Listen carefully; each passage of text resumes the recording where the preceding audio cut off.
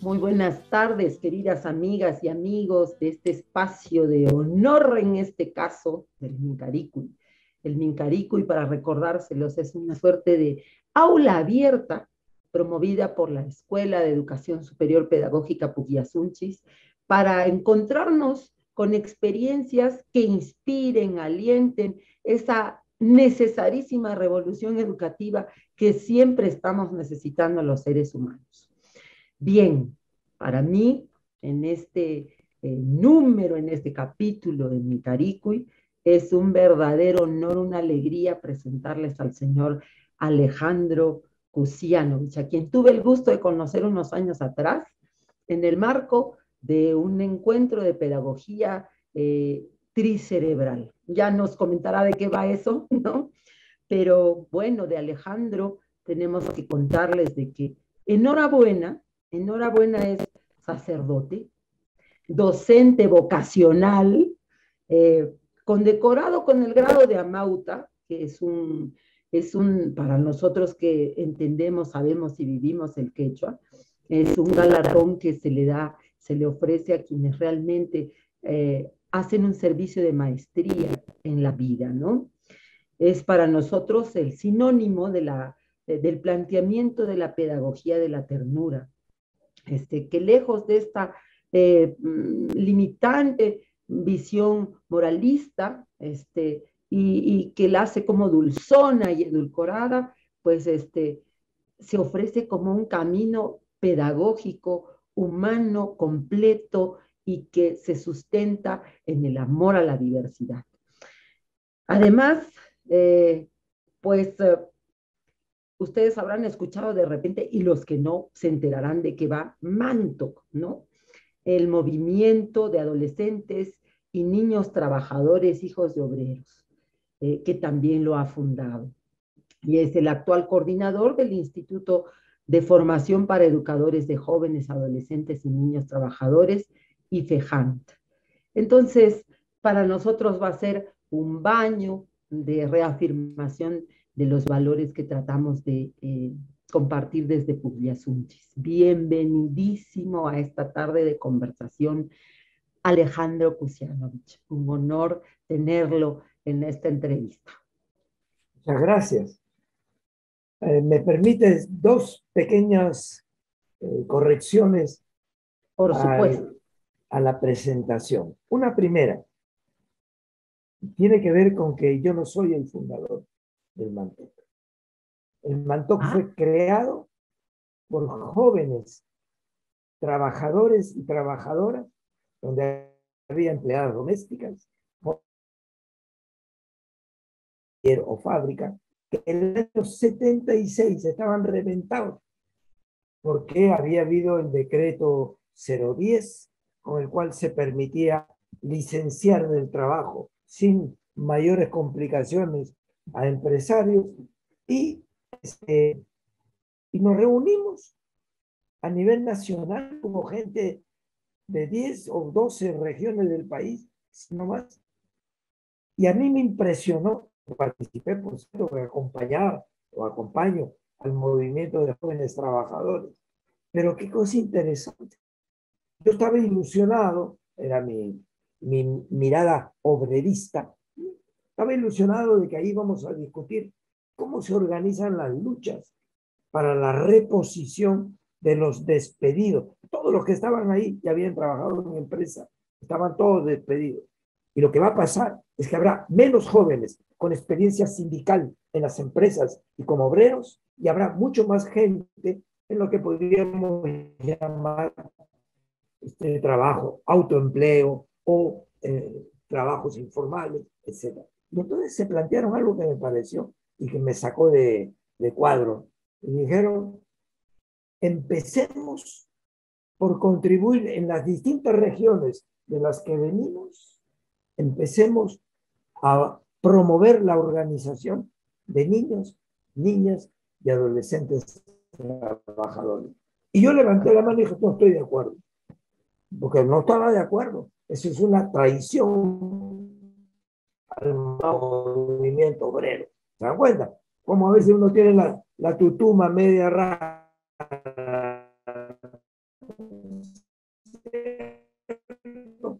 Y vaya despedida, se levantó y me dijo, tú no has entendido nada de la clase obrera. Delante de todos, me pareció genial. ¿Sabes por qué? Nosotros no hacemos distinción entre niño, adolescente, joven, adulto, o los que son de mi promoción, ¿no es cierto? Nada. Para nosotros, todos pertenecemos a un mismo sector con intereses colectivos. Y por lo tanto, no interesa si eres niño o si eres joven y estás trabajando, sigues los intereses del conjunto. Y cuando decidieron, ¿y quién va a empezar esta función? Dijeron Alejandro, el que no estaba de acuerdo. En esos momentos, estoy hablando de 22 de octubre de 1976. Hace 3 días han cumplido 46 años de organizados los niños, niñas, trabajadores, que los hay en Cusco por si las moscas. Antes de que se empezara con Joscomaki y cosas por el estilo, con Isabel de la época, vamos a llamarlo así. Bueno, fumé. Claro, Bofumé. No fumaba mucho, pero era Bofumé. Bueno, pero, bueno, importantísimo, ¿no? claro, Importantísimo. pero ¿por qué este dato? Porque creemos en la pregunta que nos hicieron compañeros de otros países. O sea que los niños no autodeterminaron que se querían organizar. ¿Y qué? Si somos una clase, no interesa de dónde viene la idea, sino a dónde apunta. Y entonces así se empezó. La segunda pequeña... Esa frase. No importa de dónde viene la idea, lo importante es a dónde apunta. Así es. Reúne. Para mí fue una conversión a lo Franco, porque yo estaba embalado con el sindicato de empleadas domésticas, que entre paréntesis empezó en Cusco antes que en Lima. Así es, así es. Así es, hasta el día de hoy. Bueno, con las limitaciones que tiene el movimiento sindical hoy, no solamente en Perú, ni solo sino a nivel general. Pero bueno, cerremos ese capítulo. Y la otra cosa que me parecía importante era que el IFEJANT es creación de 5 organizaciones. Ahí se juntó la JOC, una vez más. Ajá. El MANTOC, que ya existía, ya tenía 13 años de existencia. Se juntaron las empleadas domésticas o empleadas del hogar. Se juntó el movimiento Cultura y Educación con adultos, trabajadores, y el Instituto de Formación de Jóvenes del Mundo Popular, el IPEC de la época. No el IPEC de las Naciones Unidas, no. Este IPEC era otra cosa. Esas 5 organizaciones dijeron, necesitamos una herramienta que empiece a procesar lo que necesitan los educadores, educadoras, trabajadores sociales, madres de familia, que quieran acompañar niños, jóvenes, adolescentes o adultos del mundo popular. Y ahí se creó el IFEJANT. Y yo soy un trabajador y voluntario al mismo tiempo. La editora es una compañera y que viene del norte del país, de Jaén. Estoy hablando de 1989. Y los cursos empezaron el año 1992. 3 años para hacer con todos el diagnóstico de necesidades educativas que se tenían. ¿Qué es lo que hay que ir haciendo? Yo diría, todas esas organizaciones hicieron el diagnóstico en sus regiones, se recogió, se tuvieron 2 reuniones nacionales para discutir la propuesta curricular para la formación de educadores y educadoras que trabajarían con jóvenes, adolescentes y niños trabajadores. Las volvemos Bueno, eran 2 precisiones. Por favor.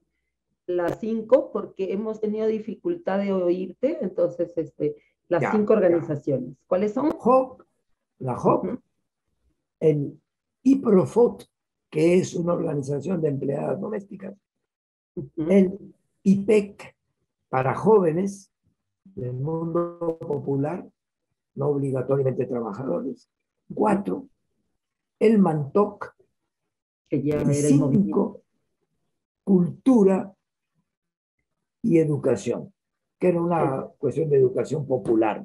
Y ya murió la flor ahí también, pero no importa. Mm.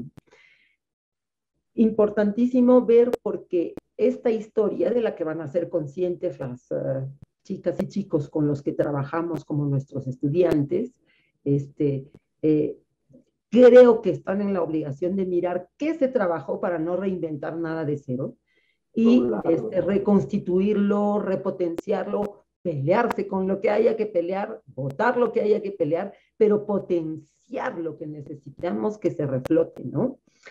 Querido Alejandro, ¿y qué te llevó a dedicar tu vida a niños y niñas trabajadores? ay Dios. Mira, yo era profesor de primaria, de cuarto año de primaria, el año 1958, o sea, ya del Antiguo Testamento, ¿no? Y había un chiquito, lo cuento porque para mí me remueve. Había un alumno que siempre llegaba tarde, 8:30 de la mañana, y miraba por la ventanita de la puerta, ya habíamos empezado clase a las 8, y yo lo miraba y le pasa, compadre, pasa. Pero los chicos se pusieron, el resto se puso medio celofán, como diciendo, oye, este sobón de Alejandro que llega tarde y lo hace pasar sin tanto kikiriki. Pero como yo me di cuenta de eso, llegó un día como siempre, de costumbre, 8:40, y yo le dije, espérame, y salí de la puerta del aula y lo dejé a los chicos que siguieran haciendo sus cosas. Y le dije, oye, compadre, ¿por qué llegas tarde todos los días? Agáchate, me dijo. Oh, Yo era un poco más flaco y no estaba tan encorvado como ahora. Entonces me agaché y me dijo, mira, yo aquí llego tarde, ¿sabes por qué? Porque yo me levanto a las 5 de la mañana y me tengo que ir a Caraballo. Oigan, en esa época Caraballo era una zona rural, fundamentalmente, kilómetro 22 para arriba. No había la inundación ahora de mototaxis y cosas por el estilo. Y este niño tenía que ir hasta Caraballo de Breña para comprarle a los campesinos todo lo que la mamá necesitaba para atender la fonda en la que ella vendía los almuerzos y preparaba la comida. Yo voy, vuelvo, mi mamá ya tiene listo el desayuno y me vengo corriendo, por eso llego tarde. Yo me dije, caramba, yo no tengo alumnos aquí que estudien, yo tengo acá niños que trabajan. Y le dije, espérame un ratito. Entré al aula y saqué su carpeta de trabajo. Y le digo, yo sé lo que tú has comido anoche. Me miró, ¿qué? Eres brujo. Tú has comido fideos en salsa de tomate. ¡Ah! Y le abrí la carpeta y había un fideo pegado. ¿Y saben lo que me dijo no, el niño? Me quedé dormido mientras comía. Porque yo tengo que terminar que se vaya hasta el último borracho para empezar a armar las sillas, a limpiar, a echar el acerrín, a barrer. Y por lo tanto me quedé dormido mientras comía. Miren, esta criatura, estoy hablando del año 58. Yo me dije, wow. ah, en el aula no hay solo alumnos que abren la boca y están atentos para escuchar al maestro. Tenemos gente que tiene un background, que tiene una vida, que pasa a partir de las 5 de la tarde cuando se van, cuando vuelven. Pero tengo que reconocer una cosa. Fue el ¿Qué? impacto de saber que tenía un niño trabajador que había dicho que trabajaba. y en esas condiciones, ¿no es cierto? Pero ¿cuántos otros habría? Ni la pregunta la habíamos hecho. En segundo, y mi pregunta hoy es, ¿se pregunta en los colegios cuando se matricula si el chico o la chica trabaja? Ya ni se pregunta para no caer en los brazos del abolicionismo que te van a mandar después al fiscal o te van a mandar a la demuna o te van a mandar al diablo, ¿no es cierto? ¿Qué quiero decir con eso? Ni siquiera tenemos hoy chequeados los chicos y chicas que combinan educacional más peor, diría el paisano, ¿no es cierto? Entonces, en ese momento yo me quedé impactado por esta criatura, pero tengo que vendría después y que vendría por los jóvenes, digamos, mira, ¿qué sentido político tiene esto? ¿Qué sentido social?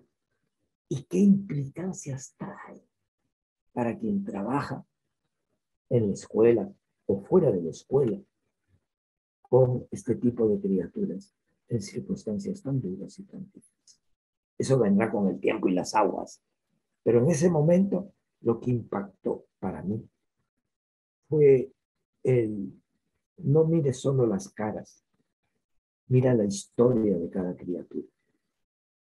Y a partir de ahí, uno tiene una valoración. Porque ese niño rendía como podía, también como el resto, ¿no? No era ni más inteligente ni menos inteligente. Era él.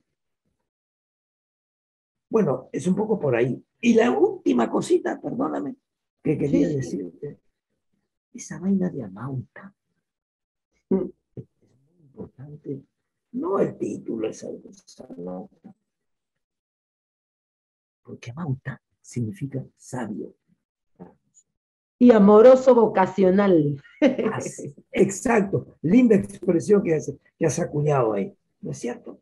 Es decir, no es un intelectual en el sentido más moderno de la palabra, no es que reparte conocimiento, reparte vida, reparte experiencia, vida,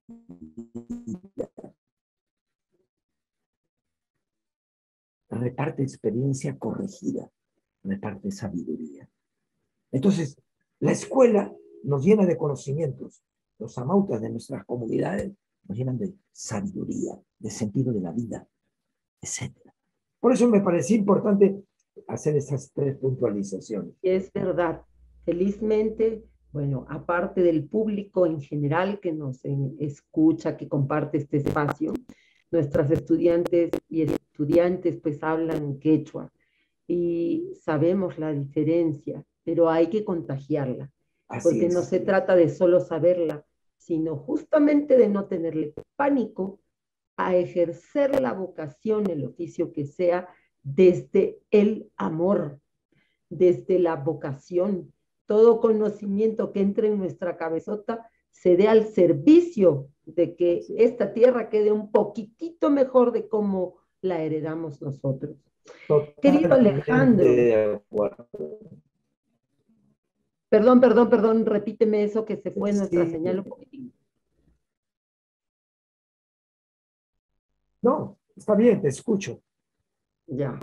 Este, bueno, para que nuestra familia Pubiasunchis y también nuestro público eh, sepa algo más de este proyecto. ¿Cuál es el contexto de los niños y niñas que son parte del IFEJANT? Algo hemos advertido, pero ¿cuál es su verdadero contexto? Mira, ¿cuál va siendo su contexto, yo diría? En casi 30 años de existencia, del 89 en que se lanza la idea, en el 92 que empieza el primer curso que el IFEJAN organizó a nivel de docentes, educadores, educadoras, ¿verdad? No son los que hoy toca atender, tanto en el mundo rural como en el mundo urbano. ¿Y por qué digo esto?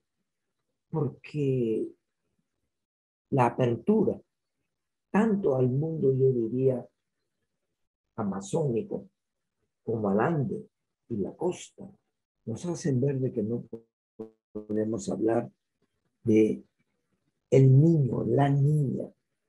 Hay que hablar de las infancias distintas que hay. Es decir, doy un ejemplo. ¿Cuándo? El año 84, un chico del Mantoc, de Chimbote, Lustrabotas, fue elegido delegado nacional. Tuvo que ir a Macusani, en Puno. Ya llegó a Macusani a llevar la experiencia, ¿no? Cuando volvió el chato porque era más cabeza que cuerpo, me, dice, me dijo, Alejandro, por si acaso, tú no eres el único que cuando hablas hay un traductor para el inglés o para no sé qué, o para el quechua, lo que fuera. Yo también he tenido una traductora. Ay, qué Nadie me maravilla. entendía. Nadie me entendía lo que yo les decía. Hasta que apareció Evangelina, una niña de 12 años, bilingüe. Y ella me traducía. Y los chicos aplaudían, se alegraban de todas las No. babosadas que les estaría diciendo, ¿no es cierto? Pero qué importante, porque él les dijo, hay que ser protagonistas. ¿Qué es eso? Nosotros decidimos que ustedes no deciden en Lima. Aquí decidimos en la comunidad, todos juntos. O tenemos que organizarnos. ¿Qué? Ustedes no están organizados. Aquí la comunidad es nuestra organización matriz. Al punto que había dificultades para pensar si había que organizar a los niños como tales en el mundo, en este caso en el mundo quechua o aymara. Entonces, él vino con la cabeza cambiada, porque creyó que llevaba una novedad al mundo rural. No estaba llevando nada. Lo que estaba haciendo era cambiar la dicción, el lenguaje, pero que en el fondo esas eran realidades que ya se vivían. Participar, ser tomados en consideración, ser encargados de algún tipo de responsabilidad, como pueden ser niños cuidadores del agua o niños limpiadores de las acequias por donde va el agua, ¿no es cierto? O niños encargados de llevar el ganado a tal lugar, por decirlo. Entonces, él dijo, oye, nuestros discursos no son universales. Importantísimo. Segundo, hay riquezas que nosotros no conocemos.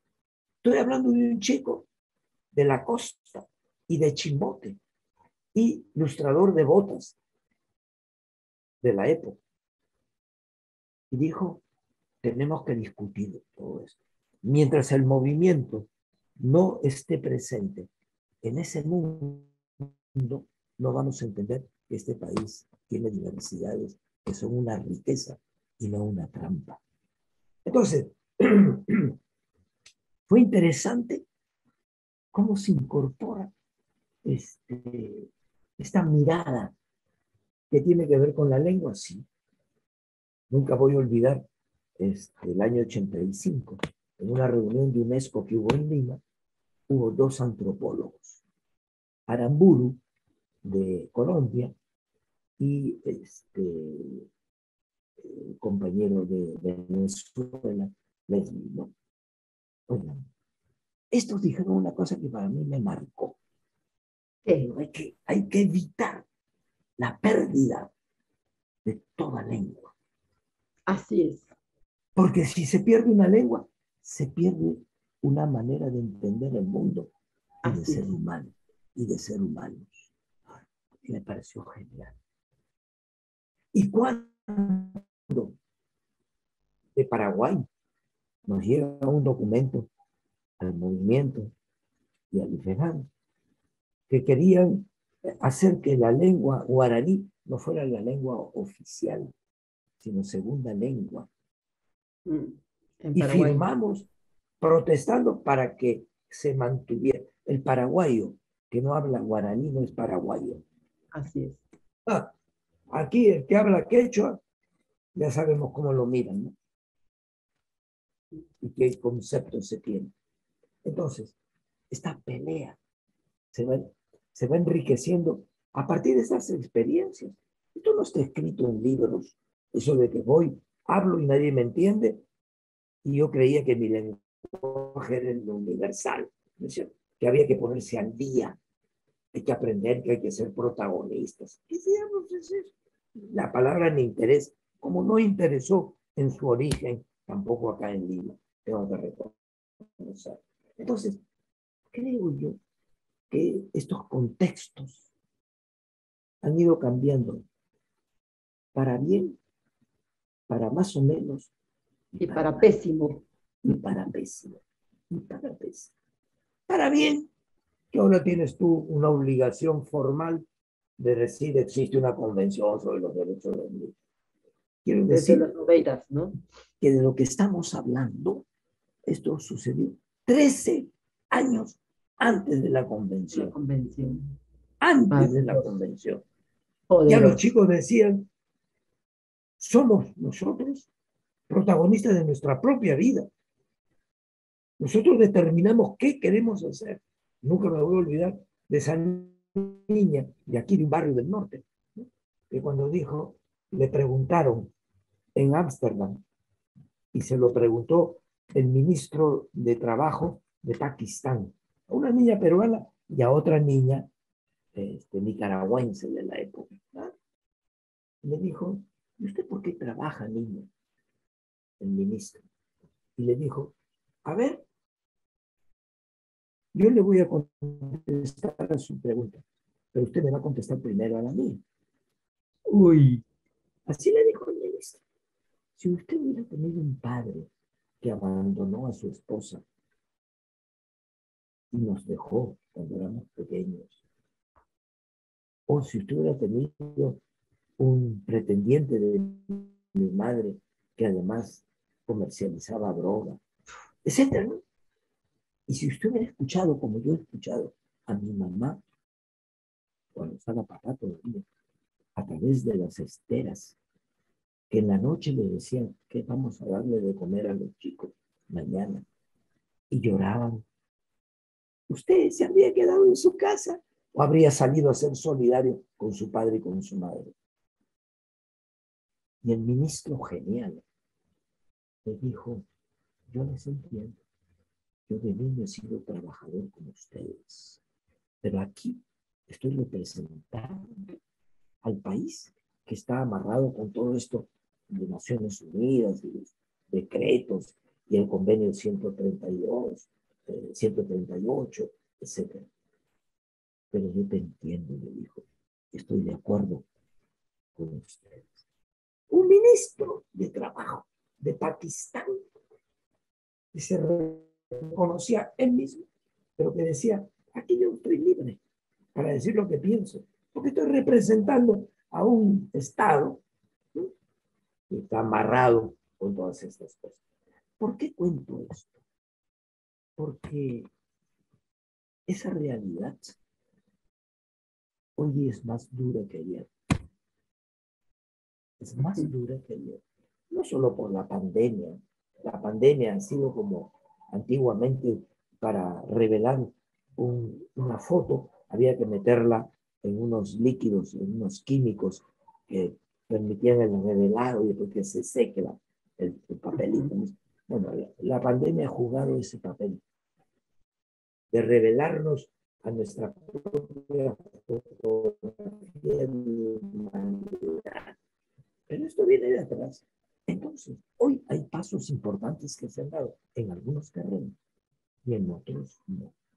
Pero sobre todo hoy se han quitado la careta los sectores de poder económico y de poder, yo diría, de expertise sobre la problemática de las infancias en el mundo. Hay aportes muy lindos y muy respetables para eso, pero que creen que pueden legislar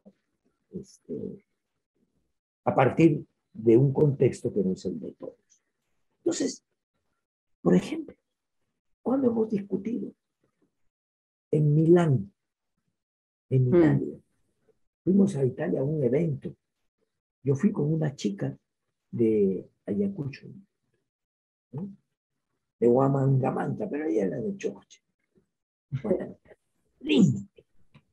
Y yo me encuentro en la plaza con un montón de niños chinos trabajando en las puertas de los hoteles, sentaditos con flores. Lindo. Entonces, yo llamé a los chicos de América Latina que habían ido al evento, eran 2 o 3, entre ellos esta compañera, quechua hablante, por supuesto, que ustedes deben haber oído hablar de ella, Tania Pariona, porque hasta congresista de la República. Bueno, yo les dije, vengan a conversar con los chicos chinos que están acá. Yo la hacía de traductor al italiano. Y les digo, ¿y por qué trabajan? Están organizados. Las mamás estaban por ahí cerca, ¿no? Fue lindo. Estoy hablando de Milán. Entonces, la idea de que el trabajo es una cuestión de los países del tercer mundo, no. ¿Y por qué les permitían trabajar esas criaturas? Vendiendo flores. Ahí sí no funcionan las normas de restricción. Pero en la Universidad de Bolonia, en Italia, estuvimos invitados junto con Rosa María Ortiz, que está metida ahora en derechos humanos, una tipaza, una paraguaya linda, señora linda, que organizó contribuyó a la organización de los chicos en Paraguay, ¿no? Otro cantar. Entonces, nosotros hablamos y después pasó un profesor de sociología de la Universidad de Bolonia, la Universidad de Estrella, ¿no? Y dijo, cuando yo he escuchado hablar a estos 2 amigos latinoamericanos, me he acordado de que yo fui también niño trabajador en la chacra, no dijo chacra, pero nunca me reconocí como niño trabajador. Era normal estar ahí.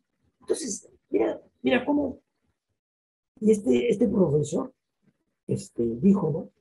Yo lo interrumpí y le dije, ¿y si cuando usted estaba en esa situación, usted hubiera formado parte de una organización de otros chicos y chicas como usted, organizados, seguiría hablando como está hablando?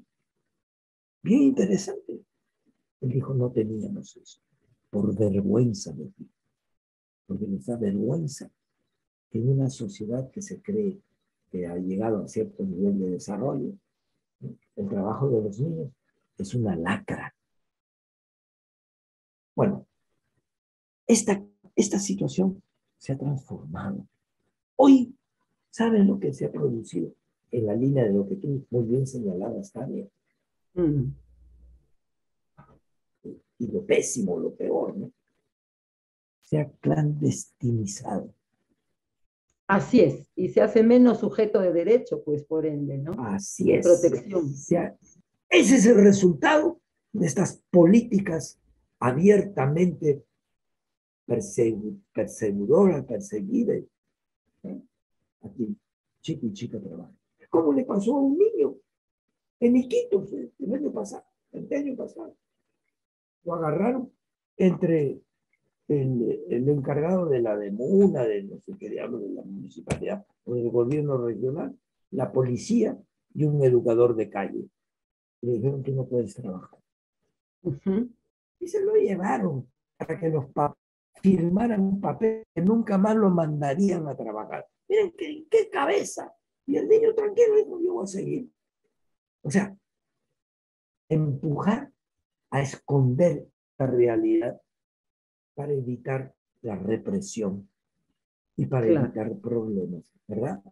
Entonces, Y en todo hoy caso, la estamos... idea sería generar, o siempre fue, e imagino que ha sido el sueño del IFEJANT, generar condiciones legales de Tania, protección y que eviten oficios que pues tengan sacrificar salud en todos los Claro, sentidos, claro, ¿no? Salud claro. corporal, mental, emocional. Pero de allí a la irrupción invasiva de prohibirlo todo pensando que esa es la manera de protegerlos, es negar nuestro país y nuestra Latinoamérica y el mundo, como lo acabas de decir. Y sí, pues Así es. entendemos entonces que del contexto del que hablas, uno de los sueños también, por lo que contabas de este muchacho que había ido de la costa a aproximarse a estos chicos de Así es. Puno, la necesidad de que toda organización, que no deben dejar de existir, que hay que entrenarnos en el hábito de organizarnos desde cualquier flanco de maneras naturales, pero que esas organizaciones tienen que mirarse con esta maravillosa cualidad única en el Perú, pero se repite en el mundo, de unir diversidades. Así es. Cuantas más diversas cabezas y maneras de pensar, más recursos para que el ser humano salga de sus actuales condiciones de crisis en todos los sentidos, ¿no? Alejandro querido, ustedes, ¿cómo explicarían ante alguien que no conoce por completo ninguna de estas experiencias, que desconoce por completo estas experiencias, de qué manera ustedes creen que el IFEJAN rompió con el sistema educativo planteado desde el Estado? Cuéntanos un poco esto para que vean esta Importante. otra manera de obrar Mira, el quehacer pedagógico, ¿no? el año, finales del año 85, principios del año 86, no existía la Convención sobre los Derechos del Niño. Estaban en pleno, los recontra, hiper, super expertos del mundo, ¿no? Se demoraron 10 años para elaborar la Convención sobre los Derechos del Niño. Este, Estábamos reunidos aquí en el barrio, y los chicos dijeron, los chicos delegados, ¿dónde estaba este retazo de hombre que fue ¿cómo se llama? A Macusani, ¿no? Es lindo el chico. Ahora es abuelo, ya creo. Eh, Fue genial, porque la pregunta que les hicimos fue, ¿de los movimientos de niños trabajadores no tiene razón de existir en sí mismo? ¿Cómo? No. La clase obrera no pelea por la clase obrera. La clase de trabajadores pelea por una justicia de todos y de todos en la sociedad. Entonces dijeron, bueno, ¿y cómo ustedes quisieran que el movimiento llegue a otros niños y niñas que también trabajan, pero que no obligatoriamente tienen que meterse en esta organización, que inventen la suya? ¿Saben lo que dijeron? Dos ¿Qué dije? cosas. Una, un comedor en que los chicos pagan lo que quieran, un sol, punto, para encontrarnos, para conversar, para discutir mientras comen y después se van otra vez. Y otro dijo, no, además de eso, hay que abrir una escuela. Y ahí estábamos tres compañeros, dos maestros, y quien habla también es maestro de primaria. Y dijeron, a ver, ¿y dónde hay que ir? Y dijeron, ahí donde están los que nosotros no son ni de nuestro barrio, pero que ahí están trabajando. Y fuimos al mercado ambulatorio de Ciudad de Dios, aquí al sur de la ciudad. Y empezamos a conversar con los chicos. Bueno, en síntesis, llevamos unos papelitos chiquitos donde decía, ¿te interesaría funcionar un programa educativo exclusivo para niños y niñas que trabajan aquí?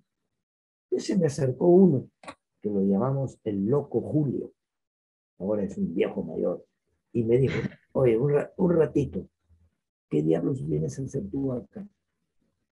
Digo, acá está el papelito. ¿Quién los ha mandado?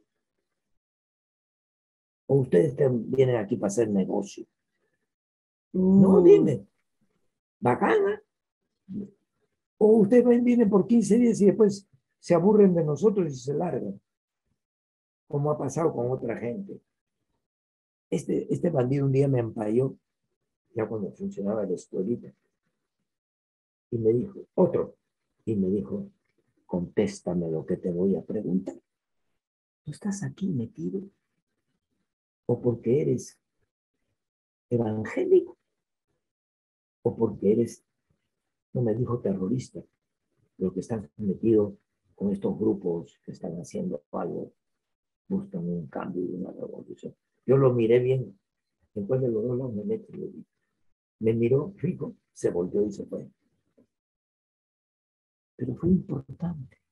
Esos son los únicos que vienen y se quedan. Bueno, Wow. y se lanzó la escuela. ¿Y quién nos mandó? Chicos como ustedes, le dije, que también, porque están organizados, queremos verlos. Y los niños y niñas, trabajadores de la época, vinieron al mercado y dijeron, nosotros hemos tomado esta decisión y los hemos mandado a esto porque son profes. Y así, y así se empezó. 27 años ha durado esa experiencia. Pero tengo que decir algo. Uno,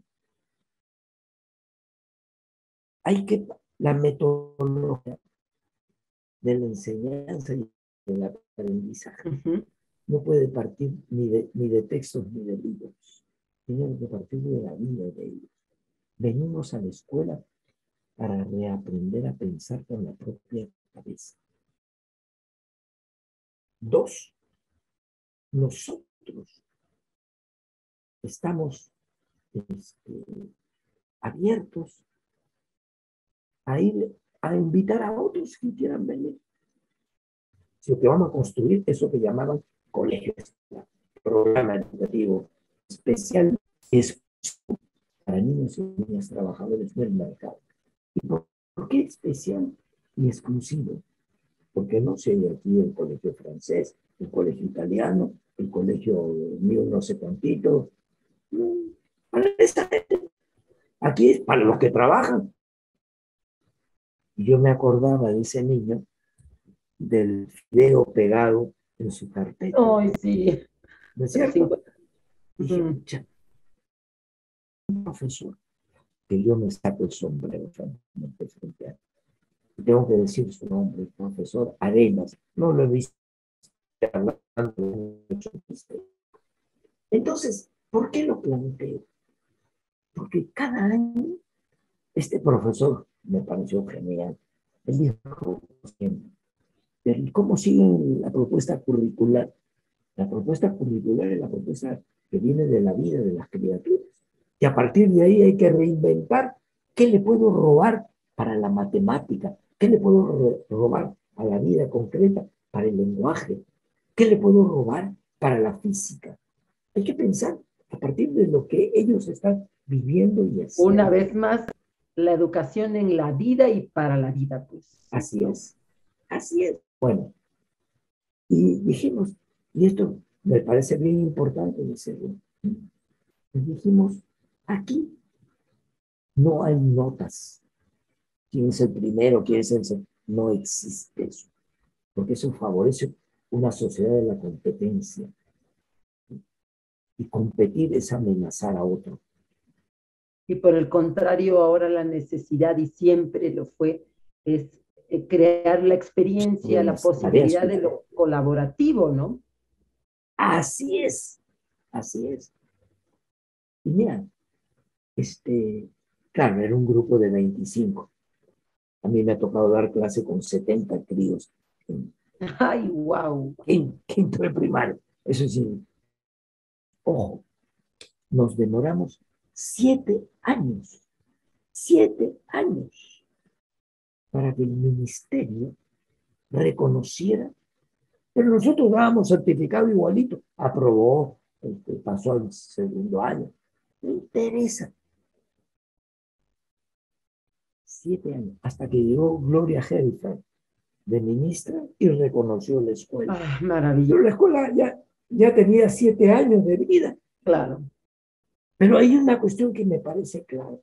Los chicos dijeron, queremos unas, no los que atendíamos, sino los chicos del movimiento, dijeron, una escuela que funcione con las mismas intuiciones del movimiento. ¿Qué quiere decir? Uno, la organización es de los chicos. La escuela es de los chicos. Representan a la escuela los muchachos, como representan al movimiento los muchachos, no los adultos que nos acompañan. Los que dirigen la organización son los niños y niñas. El principio del protagonismo. 2, la organización no está en función de sus miembros, sino del conjunto y de la masa de chicos y chicas que trabajan. 3, es fundamental no perder el sentido de que nos debemos a los que ni siquiera están organizados. Y no es un núcleo de privilegiados. 4, que la formación tiene que darse a partir de la acción, no a partir de discursos. Pero miren, importante, porque las señoras y los adultos del mercado decían, ¿y por qué están tan felices estos chicos de ir a la escuela de 2 de la tarde a 5 de la tarde? Nada más. Trabajaban, iban de 2 a 5. Algunos venían de otras escuelas, sí. ¿Y por qué están tan felices? Es que arriba seguramente no les exigen nada, decían, ¿no? Por eso que están contentos. La exigencia como un látigo al costado, ¿no? Sí, Y no así es. mejor abrazadores, Así mejores es. besadores, mejores escuchadores de la palabra Así del es. otro. Así es. ¿Te das cuenta? Y mira, para la evaluación, para la matrícula, dijimos, los niños vienen solos a matricularse. Nada, que alguno acompaña. Vienen solos. Porque ellos saben que quieren estudiar o no. Pero un día se me colocó delante un niño con su mamá. Claro, no le voy a decir a la mamá, váyase. Y el chico sabía que tenía que venir solo, pero la mamá le cayó.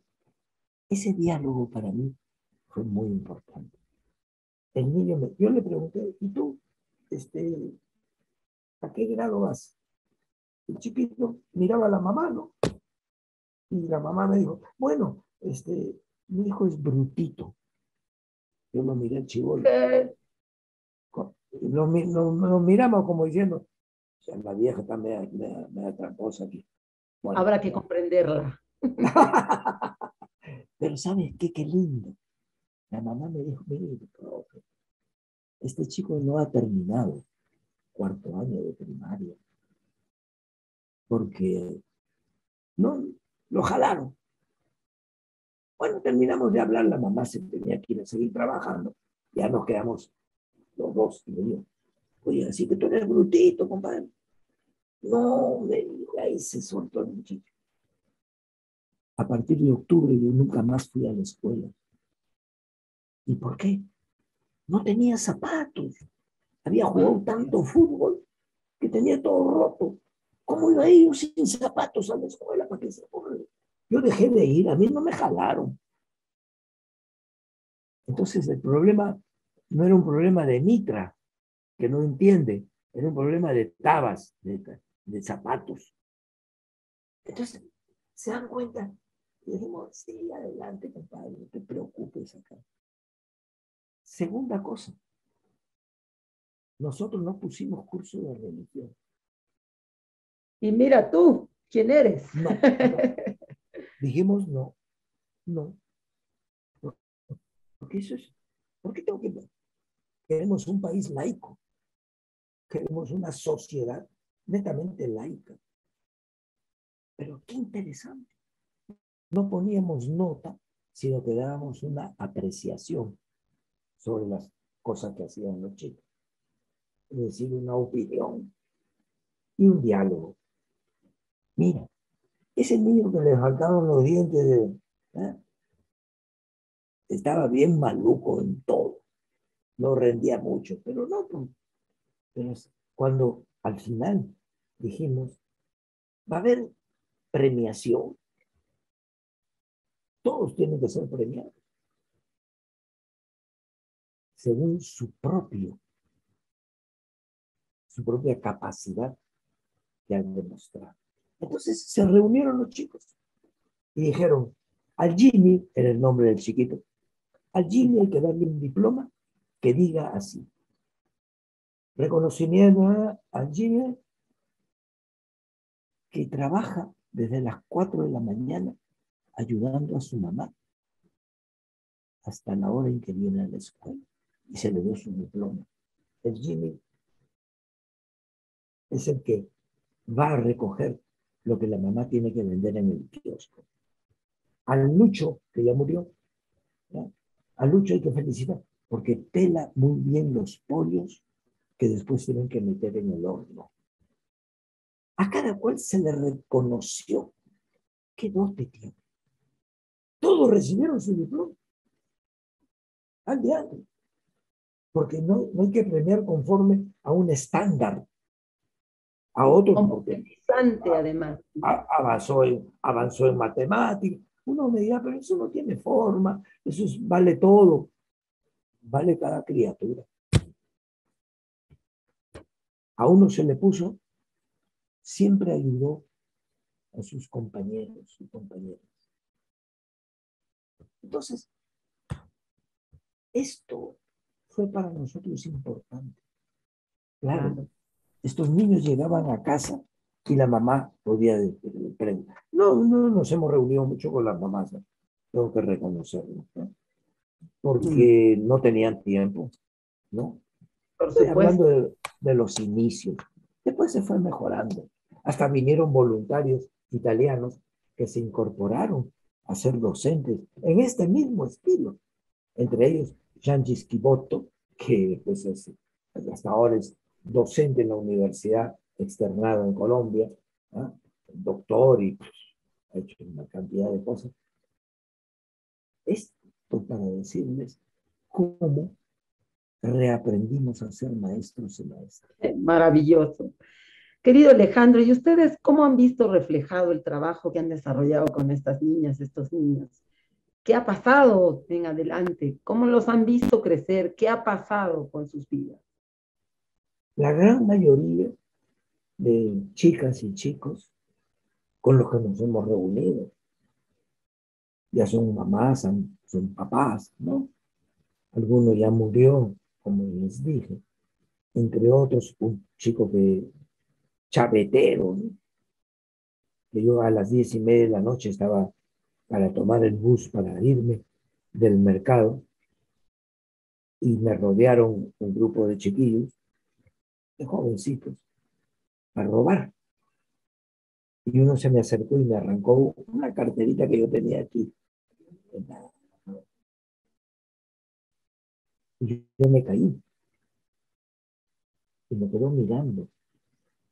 Yo no miré, yo tenía una piedra en la mano. Miren ustedes el instinto. Yo caí en un pedregal y me levanté con una piedra en la mano. Ese niño había estado en la escuela y me reconoció cuando yo me levanté y se fue apenado, me parece verle en la cara. Él era uno de los asaltantes y lo mató la policía. ¡Wow! La policía lo mató, no en ese momento. Después supimos que murió porque estaba en una banda. Ah, Pero ese muchacho nos dijo una cosa muy linda.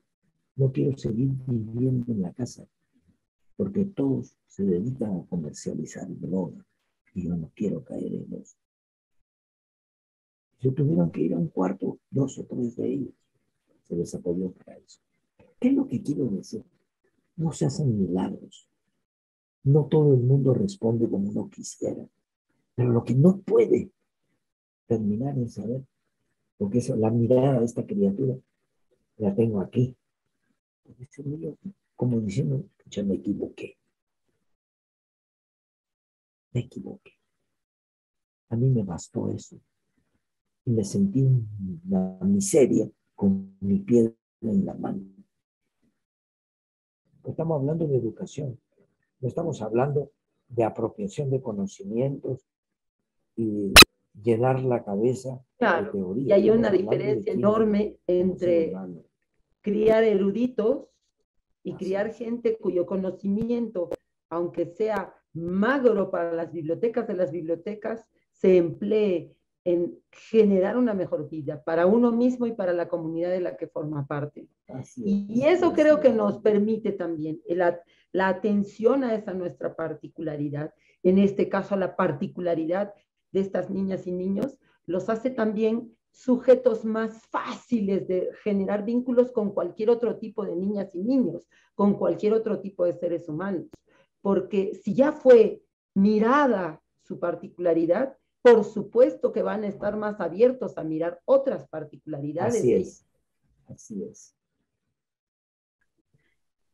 ¿Cómo nos imaginamos un mundo al que podamos acceder con nuestras acciones y decisiones hoy? Un mundo ideal, un escenario ideal para estas niñas y niños. Compleja la pregunta, Lo sé. muy compleja, en el sentido de que no hay una fórmula mágica ante la complejidad de la situación. Así es. Hoy, además, yo diría, visualizada con mayor crudeza. Eh, pero lo que sí me parece importante es que los chicos y chicas tengan la posibilidad de enterarse, y para eso hay que hacer todo un trabajo comunicacional importantísimo, de qué se hace. Porque hay otros niños que además de estar en esa situación, han decidido organizarse y hacerse respetar en lo posible por su condición de interlocutores válidos. Mira, el movimiento de niños trabajadores, y no hablo solo de Mantoc, Napsop, no, No, pues hay cantidad de formas de organización formidables, como chicos que trabajan, tanto en la parte de San Martín, en la selva, en Andahuaylas, por todo lado, genial. Hoy, los estándares, las cifras que ofrecen tanto INEI como otros, nos demuestran lo grave de la situación. Y esto no fuera sino que el número de criaturas que han conocido una violencia al interior de la propia familia. Entonces, el ideal está reflejado en algo que los muchachos están planteando. Uno, ¿hasta cuándo nos van a engañar con estas falsas promesas de que para el año, dentro de 5 años, habremos acabado con el trabajo infantil en el mundo? Vengan a mentir. Aquí, proyectos y programas cada 5 años están acabando. ¿Y ahora qué ha pasado con la Organización Internacional del Trabajo? Que dijo, a causa de la pandemia no vamos a poder cumplir con los objetivos del milenio. ¿Y dónde estamos, mujer? O estupideces desde el punto de vista también básico, intelectual. Es decir, el trabajo infantil es causa de la pobreza. O sea, los bancos no tienen nada. Eso está escrito. Eso está escrito en documentos oficiales de la Organización Internacional del Trabajo. Yo les invito a que ustedes echen una mirada a esta monstruosidad que es la guía para parlamentarios del año 2002 para aplicar el convenio 182 de las peores formas de trabajo infantil. ¿Saben lo que ponen dentro de peores formas? ¿Cuáles? La prostitución. Ujú. ¿Eso es trabajo para un niño? ¿O eso es un delito? Así es, así es. Hay que diferenciar. Ponen ahí los niños en servicio militar. ¿Eso es un trabajo? ¿Eso es servir a la patria? Pues es atentar contra el proceso de maduración y de desarrollo de una criatura, etcétera. ¿Dónde estamos? En la página 31 de ese texto dice lo siguiente, casi literalmente. El que de niño trabaja, de adulto tendrá alguna deficiencia mental. Y tú lo señalabas, ¿no? Hay particularidades culturales también en donde al niño, no como un acto de invasión de su persona o de sometimiento, sino como un acto de incorporación en la comunidad, se lo hace participar hasta con sus herramientitas pequeñas de todo lo que hace la comunidad, porque se trata de entrenarlos desde pequeños y sin subestimar sus capacidades e inteligencias en el proceso de la vida. Pero no se puede embolsar todo. Toda la cultura homogenizante, lamentablemente, Antihumana. arrasa con lo que vale la pena y va a ser nuestro camino de salida a esta situación mundial de crisis. Pero mira, año 2010, Conferencia Internacional de la OIT en Cartagena de Colombia. ¿Sabes cuál fue el tema? ¿Cuál? El tema es, ¿por qué hay que combatir el trabajo de los niños?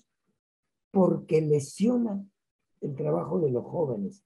Pero el tema central en ese evento fue el trabajo infantil indígena. Indígena. Y ahí estaban representantes también de las asociaciones, frentes de pueblos indígenas. Y te lo digo porque esta compañera joven, todavía no era congresista, fue a ese evento. Y al volver nos dijo, tengo que lamentar decir lo siguiente, que hasta los propios dirigentes, no todos, pero sectores de dirigentes indígenas y de organizaciones de nuestros pueblos también están de rodillas muchas veces frente a las ofertas de estos organismos internacionales. Y no se trata de pelearse con los organismos internacionales, sino con cualquier hierro humano que no permite el desarrollo de la diversidad. Y en esa diversidad, no sacrifique las posibilidades que tenemos los seres humanos de volver a tener una experiencia armónica entre nosotros y con el planeta, ¿no? Yo te agradezco inmensamente, inmensamente, y creo que quedaron en el tintero. se han quedado un millón de cosas que nos gustará seguir en capítulos siguientes, pero sí siento de que es importantísimo de que se genere una conciencia desde todo sector de la educación donde nos toque trabajar para compartir con nuestras estudiantes la necesidad de no permitir que nadie cuente nuestra historia, sino contarla nosotros desde nuestra propia boca y protagonizar los cambios a favor nuestro. En este tema de humanizar la educación, de enternecerla en el buen sentido de la palabra, de mirarla como un espacio en una vida tan cortita, no dedicarle los años oficiales homogenizantes, sino espacios alternativos también en donde se vean reconocidos y crecidos en sus capacidades. Todos los estudiantes, todas las estudiantes. Alejandro, ha sido para nosotros una tarde muy enriquecedora, una tarde-noche ya, muy enriquecedora, pero por supuesto se quedan miles de cosas por hablar porque es un tema inagotable. La herencia es que la lucha es de a diario, la lucha porque todas las voces sigan existiendo, existiendo en condiciones de dignidad y por supuesto de relaciones amorosas. Para eso es la educación. Alejandro, ¿algo más que quieras decir para despedirnos? Bueno, agradecer la oportunidad de poder compartir algunas cosas. Son malas que se quedan en el tintero, que es normal. Y estar vigilantes porque el modelo civilizatorio capitalista y neoliberal eh, recaptura los discursos alterativos que puedan venir desde las bases. Se apropian de todo y lo adulcorean y le dan una mirada que pareciera, por ejemplo, el tema de participación de los chicos. O hasta el tema de interculturalidad. El tema de interculturalidad, ¿no? O sea, la colonialidad está metida en el ADN de esta sociedad. Entonces, por ahí me parecía importante, y a educadores y educadoras, decirles que tenemos que ser muy vigilantes para que no vaya a haber ningún tipo de narcisismo profesional. Es decir, creer que porque somos maestros y maestras, nuestra palabra es la que hay que escuchar y la que tiene que prevalecer. No, esta actitud crítica permanente y el impulso a compartir un permanente aprendizaje de pensamiento propio, porque sobre infancias, tanto aquellas que vienen del mundo de nuestros pueblos originarios, como aquellos del mundo más urbano y moderno, este, es muy difícil el revalorar y no solamente el consentir. A mí me parece bien el respeto, pero el respeto para mí es una condición necesaria pero insuficiente. El respeto es en función de algo distinto a lo que nos toca vivir. Porque respetar también quiere decir, no me meto en lo tuyo, no te metas en lo mío. O sea, vías paralelas. Y no se El trata de respeto. eso. Y no se trata de eso. Y lo último que aquí me parece clave es lo que nos recuerda Jacques, este francés, psicoanalista, que dice, hay tres cuestiones fundamentales. Aprender a escuchar, aprender a comprender lo que se me ha querido decir cuando se me ha dicho algo, para poder tomar las mejores decisiones. Jacques Lacan, cuando habla de esto, me parece un planteamiento sumamente válido, porque no somos sociedades que nos escuchamos, no se escucha, ¿sí? Se oye, pero no se escucha, se siente el ruido, pero no se hace el esfuerzo para decir qué mensaje me trae esto que estamos compartiendo. Y eso, como cuando el niño le dice a la mamá, no me estás escuchando. Sí, habla, hijito, estás lavando platos. Y después dice, ¿tú has dicho esto? Sí, lo he dicho, pero no en el sentido que tú le has dado. ¿Se dan cuenta? La palabra en su literalidad puede ser la misma, pero el sentido que uno le da es más complejo. El mensaje es más complejo. Y para poder actuar. Como maestro y maestras y maestros, creo que tenemos entre manos la necesidad de que los discursos tengan sujeto. ¿Me explico? Hay demasiados discursos sobre las infancias que no tienen como sujeto de esos discursos a los propios niños, sino a los expertos, a los que creemos que sabemos algo. No. Eso lo decía Hugo Zemmelman cuando decía, hay sujetos sin discurso porque se les ha prohibido decir lo que piensan y sienten. Pero también hay discursos sin sujeto y queremos sujetos con discurso. Así es. Un poco por ahí.